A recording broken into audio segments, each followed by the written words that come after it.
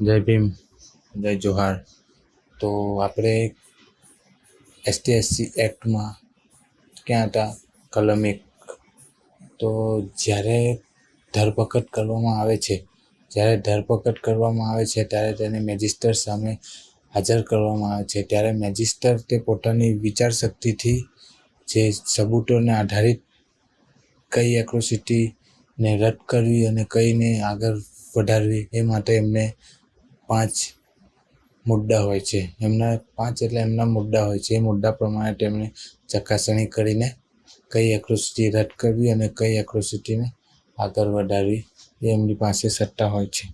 તો પહેલું છે, જો આ કોર્ટની કાર્યવાહીને સ્પષ્ટ રીતે દુરુપયોગ હોય તો તેનું રદ કરવામાં આવે છે.